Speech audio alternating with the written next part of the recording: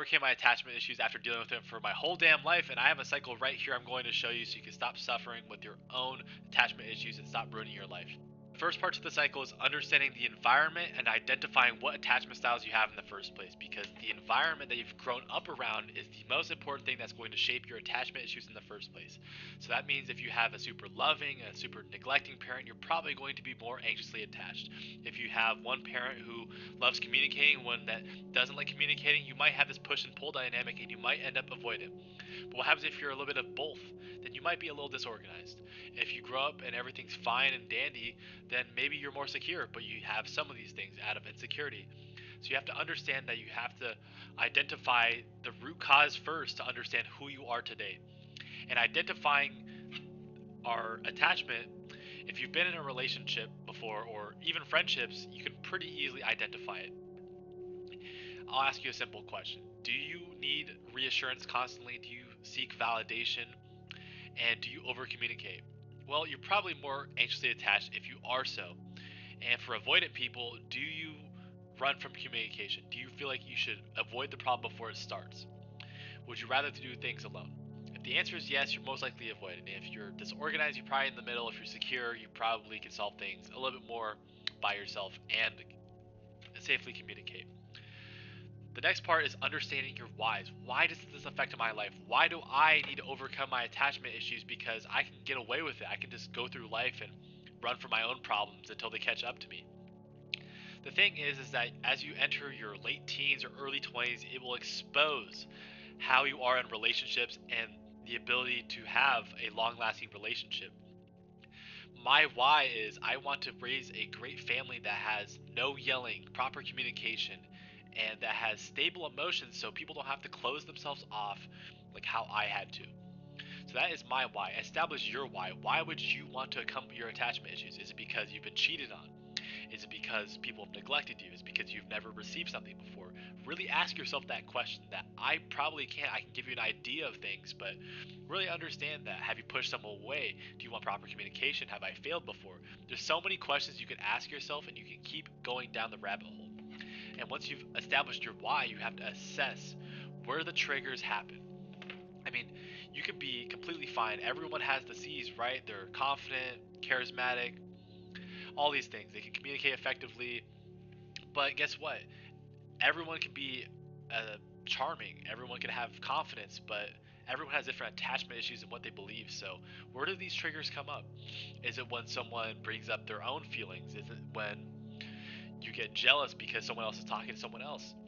Really identify and assess, where do you struggle? Where do you get easily triggered the most? Is it by something in your environment that brings up something from the past? Is it the action that your partner did? Because there's a lot of different things that can come up. And once you've assessed some of those things and where you might lose control of your own mental, you have to take action. And the thing that yields results is taking action, because neuroplasticity, the change in the brain, does not occur without taking action. The most important thing is action, because you can change your perspectives, everything, and consume as much knowledge as you want about relationships, but nothing will change if you don't take the action to do so. And the way you take action is you redefine your perspective on things and take a step away from your current situation. I mean, if you are in an argument or a heavy disagreement with a lot of tension, two people should be able to step back and regain their nervous system. Really step back. My favorite thing to do is step back and ask yourself, what is truly happening? The one thing I always do, I'm a psychology major, is I step back and I ask myself, what is really happening? What am I telling myself? What are they trying to do? You really have to understand from their point of view too. If it's a mature conversation, you cannot have these emotions and use fighting words and attack them saying, well, you did the exact same thing. Well, you do the exact same thing as well. So why should I have to, like, if you keep creating this excuse and dilemma where suddenly it's their fault and you get into this argument, someone bringing up their feelings should not end up in them apologizing or them feeling even worse than they originally did. The reason why they feel the way they did is because of an action or a thing that came up. Your job is not to fight them, is to resolve the issue. It's you and your partner, the person you love, versus the issue itself. So we need to get to a point where we can step back and regulate our nervous system. okay? Because it really is that heightened feeling, that sense of being attacked, or that sense of, oh, maybe I'm going to be left, maybe they're losing interest, right? You really can't let that feeling override the objectiveness, the right thing to do, because the right thing to say is the hardest decision to make. It's never going to feel like the right thing to do until you actually say it and you resolve that conflict. But security does not mean that you don't have that feeling. It's about understanding the rights and the wrongs and where you can apply yourself to say the right things. And there may not be inherently a right thing to say, but a thing that is most mature and to not attack the other person, so you can have this mutual understanding of each other. Excuse me. Step back and ask yourself, well, what am I telling myself? What is the other person, where are they coming from? Why do they feel the way they do? And you can communicate these things. You don't have to just ask yourself, but if you are confused and you need clarity to move forward this conversation, ask for it. Sometimes our attachment issues are so rooted in assuming things and making assumptions based off of someone's feelings that we don't even ask. We assume and we make decisions based off of that. A lot of it is asking for clarity and for the further understanding that we need. Asking questions isn't bad. It will never be bad. Have a proper understanding of where you need to succeed.